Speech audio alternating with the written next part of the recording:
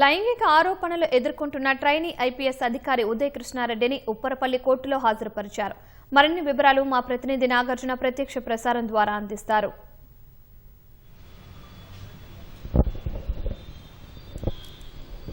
కొద్దిసేపటి క్రితం trainee IPS ఈ లైంగిక వేధింపుల ఆరోపణలు ఎదుర్కొన్నటువంటి ట్రైనీ ఐపీఎస్ ఉదయ్ కృష్ణారెడ్డిని ఉప్పరపల్లి కోర్టులో హాజరుపరిచారు. అతనికి ఈరోజు ఉస్మానియా ఆసుపత్రిలో వైద్య పరీక్షలు నిర్వహించిన తర్వాత నేరుగా అత్తాపూర్ పోలీస్ స్టేషన్ తీసుకొచ్చాడు. ఆల్రెడీ అప్పటికే రిమాండ్ రిపోర్ట్ తయారు చేసి నేరుగా ఉప్పరపల్లి కోర్టుకి తీసుకొచ్చారు. ప్రస్తుతం అయితే లోపల వాదనలు కొనసాగుతున్నాయి. మరికొద్దిసేపట్లో అంటే ఈ కేసులో అతనికి రిమాండ్ విధించే అవకాశం ఉంది. అనంతరం 14 రోజులు రిమాండ్ విధించే అవకాశం ఉంది. అతని నేరుగా చెంచల్గూడ జైలుకు తరలించే అవకాశం మనకు కనిపిస్తుంది. సో ఈ కేసులో నిన్న కీలక పరిణామాలన్నీ చోటు చేసుకుంటూ వస్తున్నాయి. మొదట అతను పోలీసులకు అందుబాటులోకి రాలేదు. ఈ కేసు నమోదైన తర్వాత అతను ఆత్మహత్యాయత్నం చేసిన ఆసుపత్రిలో చేరడం, ఆ తర్వాత డిశ్చార్జ్ అవ్వడం, పోలీసులు అతను వెతికేందుకు ప్రయత్నించడం, 4 బృందాలతోటి గాలింపు చర్యలు చేపట్టడం.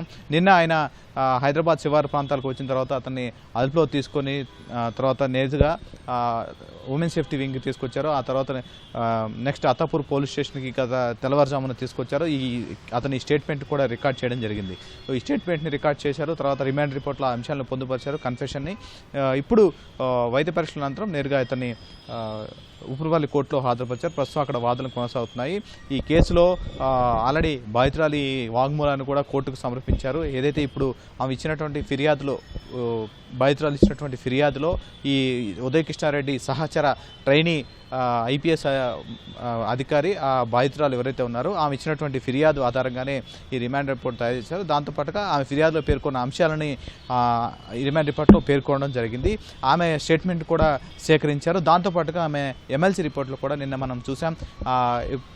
వైద్యులు చేసినటువంటి దాంట్లో ఆమె మెడపైన, తర్వాత చేతికి, బొగ్గపై, తర్వాత కాలు మీద కూడా గాయాలు ఉన్నట్లుగా అందులో ఎమ్మెల్సీ రిపోర్ట్లో పేర్కొనడం జరిగింది. సో ఇవన్నీ విషయాలు కోర్టుకు తెలుపుతున్నారు.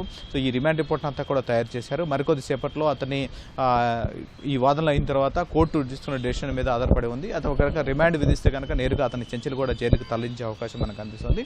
సో మొదటి నుంచి ఈ కేసు నమోదైనప్పటి నుంచి కూడా ఆయన తనకి ఈ కేసులో ఆమె పేర్కొన్న అంశాలన్నీ కూడా అవాస్తవమైనని చెప్తూ వచ్చారు. కానీ వైద్యులు చేసినటువంటి రిపోర్ట్లో మాత్రం ఆమె మెడపైన ఇతర గాయాలు ఉన్నాయని చెప్పారు. ఆమె ఏదైతే ఫిర్యాదులో పేర్కొన్నారో తన మీద దాడి చేశాడని, తన ఫోన్ లాక్కున్నాడని, మెడ మీద కత్తిపెట్టి తనకి దాడి చేశాడని ఆమె ఫిర్యాదులో పేర్కొన్నారు. సో ఈ ఫిర్యాదులో అంశాలన్నీ కూడా ఎమ్మెల్సీ రిపోర్ట్లో కొన్ని అంశాలను పోలీసులు అటు వైద్యుల నుంచి సేకరించారు.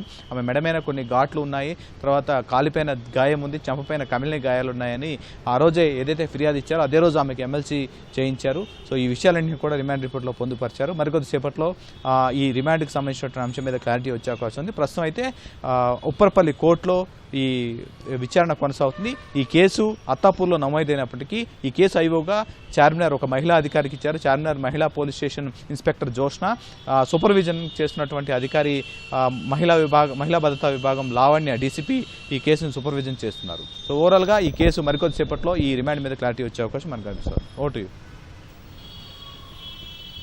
ధన్యవాదాలు నాగార్జున.